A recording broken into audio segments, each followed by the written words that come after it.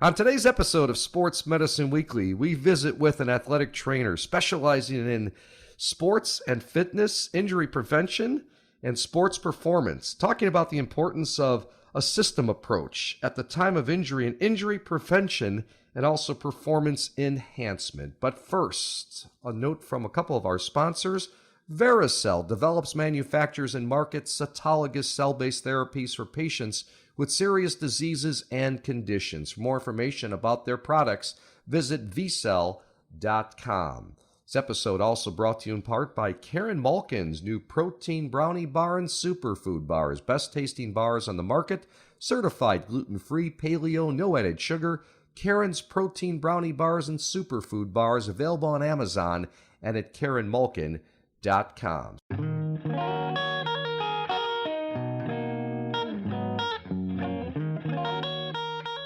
Steve Cashel here with Dr. Brian Cole, head team physician with the Chicago Bulls, one of the team physicians with the Chicago White Sox, sports medicine specialist, orthopedic surgeon at Midwest Orthopedics at Rush. I'm Dr. Cole. In this episode, we're going to be visiting with Patrick Pauley from Midwest Orthopedics at Rush's Sports Performance Center. He was the head athletic trainer with you for the Chicago Dogs. And you guys have a little history right here and kind of interesting topic talking about, if you have shoulder pain, it may not just be in your shoulder. It starts with you and then continues with Patrick, maybe post-op, but also talking about injury prevention and performance enhancement, maybe even before he comes and sees a surgeon, correct? That's right, Steve. And it's really interesting because, we're always so focused on an injury, maybe an MRI that shows a specific abnormality. So let's say our baseball players that, maybe they have a labral or a cartilage tear in the shoulder. And one of the things that I've come to realize over the last nearly 25 years is that while the MRI is easy for the patient to understand and they can read a report and I can read a report, what's even more fascinating is that many times the injury itself was caused because of things that have nothing to do with what shows up in the MRI. And even more importantly, performance can suffer in the shoulder or the upper extremity, for example, in one of our young throwers, for things that have nothing to do with specific pathologies or tissue abnormalities, but rather the whole system is failing. And when I say system, the system for you or your son who plays hockey or baseball is it's everything from the upper extremity, the shoulder blade, how the shoulder moves and functions, but it goes all the way down to the lower extremity. I remember, Steve, you recently sent me a young athlete. A father came in with his young son pitcher, and I had him stand on one leg in the office. I said, "Look, let me see you stabilize your pelvis on the opposite side of the shoulder that was hurting." And I think they looked at me baffled, like, "No, I'm here for my shoulder. I'm not here for my hip or my knee."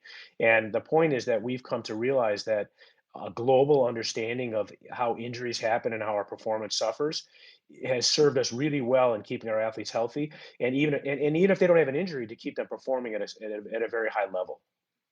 Patrick, welcome to the podcast here in our episode. Tell us a little bit about what you do, and also Midwest Orthopedics at Rush's Sports Performance Center, and kind of echoing the words of Dr. Cole, what you can add to that. Yeah, thanks so much for having me. If someone comes in, one of the biggest things that we're going to try to do is educate people how their body actually works. And like Dr. Cole was saying, there's more than just the shoulder that's going to be involved. It's human movement is incredibly complex. It's non-linear. It's not if A then B. So we teach them about dynamical systems theory, which tells us that there's no your brain's not like a computer, and there's no little person in your head that's pulling programs and this is a run, this is a jump, I always say this is a slip on ice. What happens is the brain is given a task, and then the brain will do what's called self-organize, and it'll self-organize based on constraints. There's constraints of the task, whether you're 60 feet 6 inches away and you have to throw over a 17 and a half inch plate, and then the environment where you're 9 inches off the ground, and what's called the organism or yourself. So if you can't move in a certain, you don't have a certain range of motions that's required for sport, your brain's going to know that, and it's going to come up with compensations. So we look at the full body, we look at head to toe, and teach people how to move. Patrick, just maybe a little bit of background by yourself. You obviously know a lot about baseball. You and I worked together with the Chicago Dogs for at least 2 years. You were the head trainer there, but you also yourself were an athlete, and I think you also involved with baseball pitch coaching and so forth. Yeah, so like most athletic trainers, I was an athlete that got injured in high school. I had a bone cyst removed my posterior humeral head my senior year, which kind of ended my career. What is that? Back of my shoulder, just there was a bone cyst. I kept getting rotator cuff pathologies. Yeah, just a little bit of extra bone. So what he had was see, cysts are sort of holes in the bone that can develop. They can develop because of uh, infiltration by soft tissue. They can develop because they're degenerative in nature through wear and tear. We see them a lot in our baseball players. I suspect that the cyst was a secondary thing, Patrick, and you had a lot of other things going on. But ultimately, in your mind, what took you out of play is you tried to get it fixed, and you never got rid of your pain with throwing. Is that fair to say? Yeah, the timing wise, this was 1993, so my senior year was basically gone, and I wasn't quite that good anyway. But but then I ended up coaching baseball for I did 10-year-old, 11-year-old, 12-year-old, and then I spent 7 years at the Latin School of Chicago as the pitching coach. Yeah, guys, stop. Let me stop because that when I hear that, Dr. Cole, it's something I've never heard of, and probably our listeners haven't. A cyst inside the bone. I mean, has technology, science advanced? I mean, Patrick mentioned that was back in 1993. Here we are. What is it? 30 years later. And how has science changed, or what would you do now? Do you have any new methods to perform a surgery to help someone in Patrick's situation back then? Well, I want to, this is a good segue, Steve, because the cyst that he had probably was what showed up on X-ray or MRI, but was really not the entire problem. Okay. And I think that's what's important to understand. A cyst is really a pretty common and I will say innocuous, not important finding, but Okay. it's what like it or not, it's what we lock and load on and I think what we have come along with is actually germane to the topic, which is, at one point, a guy like Patrick, he's in high school or college, shows up in a doctor's office, says, I have ongoing pain. We didn't have this sensitivity to say, hey, let's look at your shoulder in general and some of the mechanics issues and how are you throwing and what errors are you in terms of mechanics do you have, and instead what happens, you get an MRI or an X-ray and you say, oh my goodness, there's a cyst there, that's why you can't throw. And there's this linear thinking, and we all love linear thinking, which means let's tie A to B and then we get to C, if that makes sense. And what's really fascinating about what we do is I've learned to become much more of a detective than I am a clinician, because it's so much more complicated and convoluted than what, for example, he had in the 1990s, which showed this cyst. And I'm going to tell you that addressing the cyst, which could do anything from going in there and cleaning out debris or even putting bone graft in it, he's not going to get better because you treat the cyst. He was going to get better, if he ever was to get better, if he had all these other things addressed. Sure. The cyst is just a secondary phenomenon. We see it all the time on MRIs or X-rays, but we're left with our hands tied at some point when we don't understand the full complement of facts that go into creating a problem. I don't want to make this so esoteric, but I'll just tell you, Steve, that it what we do is so much more complicated when dealing with high level athletes than just what an MRI might show or an Sure. X-ray might show. And the great thing about having a guy like Patrick at Midwest Orthopedics with our sports performance is that he lived it, he breathed it, and was an athlete who sustained injury. But I'm going to tell you, that cyst that was ever focused on in the 1990s had probably had very little to nothing to do with what his problems were. So I don't know, Patrick, would you agree with that? If you think back a synopsis of what you know now and how you actually use your skills for our athletes today, would you say that's probably true? Yeah, almost certainly, because if I look at my recovery and what I did, I had some great physical therapy, and we worked on the shoulder and stuff, but like I never did lower half training. I never even knew about the movement of the thoracic spine, how the shoulder blade operates, the importance of the position of the rib cage for all of that stuff. So, like for example, we have throwers that come in and they'll be like, yeah, well, they told me that I need to do the sleeper stretch. But if your rib cage isn't positioned properly and the scapula isn't sitting correctly, then you're not going to have proper internal rotation. So one of the systems that we use is called Postural Restoration Institute. And they target the autonomic nervous system, where we go from fight or flight versus rest and digest. And we really look at pelvic positioning and rib cage positioning. And I'll take them through the test, and then we'll typically give them 3 exercises to, reposition their pelvis, which then repositions their rib cage. And they almost always, with the right-handed throwers, they almost always get 15 degrees of internal rotation right away without touching their shoulder. So let's just work on that. So if I send someone to the Sports Performance Center, Yes. and they have this type of issue where they're having shoulder pain and they don't have any real structural problems. Okay, let's even say they have a Yes. cyst on an MRI. I'm going to ignore that cyst, Yeah. and I send them to you. Tell me in brief what the assessment is to actually give them a program to resolve this. So the PRI is just the very first thing that we do, and then we utilize functional Right. range And what stands is for conditioning. what? what does I'm PRI sorry. stand for? So Postural Restoration Institute, Okay. Okay. and like I said, it targets the autonomic nervous system. And so if we go back to dynamical systems theory, your liver's on your right side and your heart's on your left side. So we tend to be heavier on our right side. So we tend to stand on our right side because stability or weight there is an attractor state for complex systems. Wow. Yeah. So if I stand on my right side, then my left hip is going to tend to rotate forward. And if I'm standing on my right and my left hip is rotated forward, then in order to walk straight, what I have to do is I have to rotate my upper body to the left. Does that make sense? Yes, Sure. it does. And when that happens, my right shoulder is going to be tipped forward. And so that the scapula is not sitting properly on the rib cage, then the glenohumeral joint cannot function the way that it's supposed to function.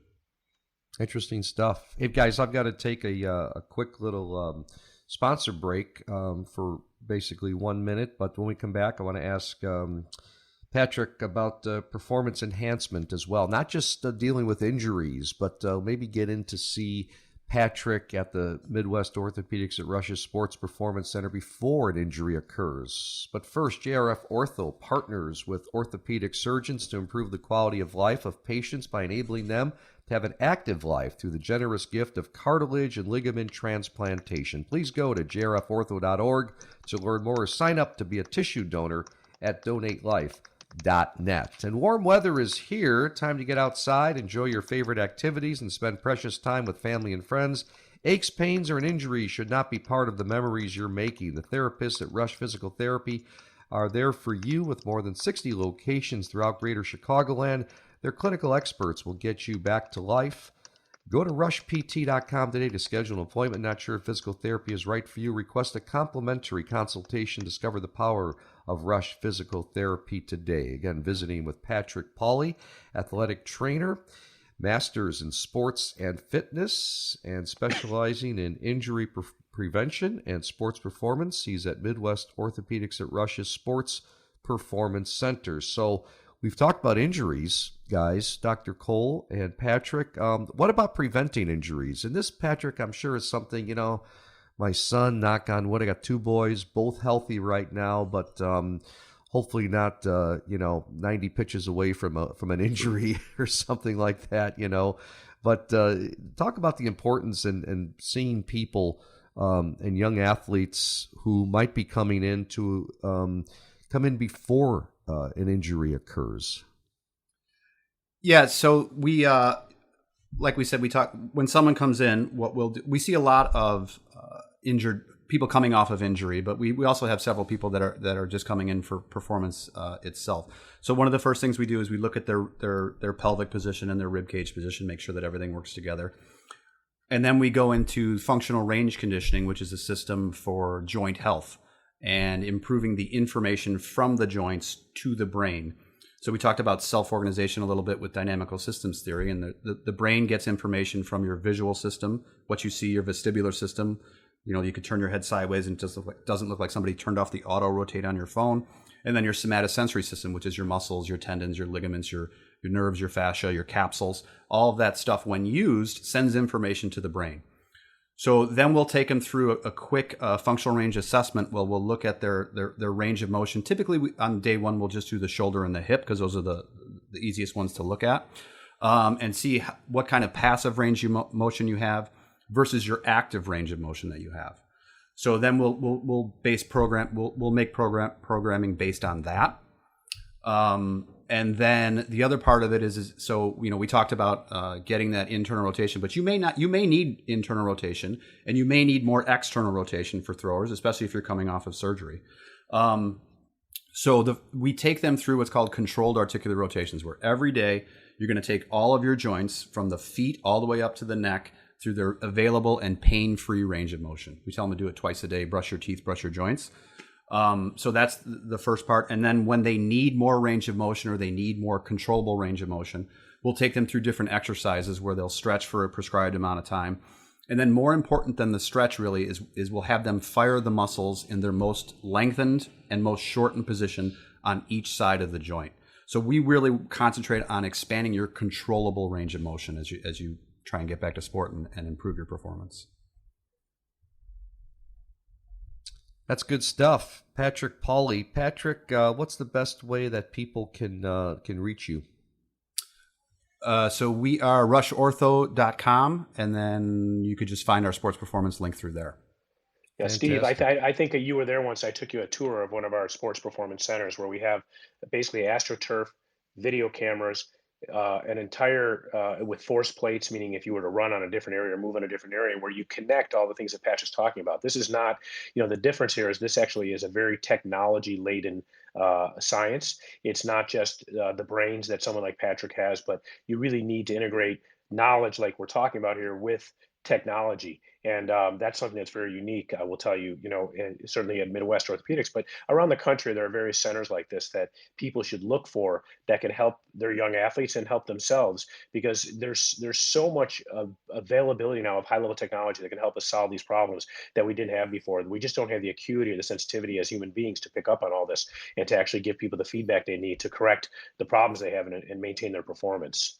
Yeah, I've been there at the Sports Performance Center when I was doing my physical therapy following my shoulder surgery that Dr. Cole performed, and it's a magical place. It really is cool. I mean, you just gotta go there and look at it, and you see the athletes go through it, and you guys do a great job. That's the Midwest Orthopedics at Rush's Sports Performance Center. Our guest on this podcast, Patrick Pauley. Patrick, thanks so much for joining us. It was my pleasure. Thanks, guys. All righty.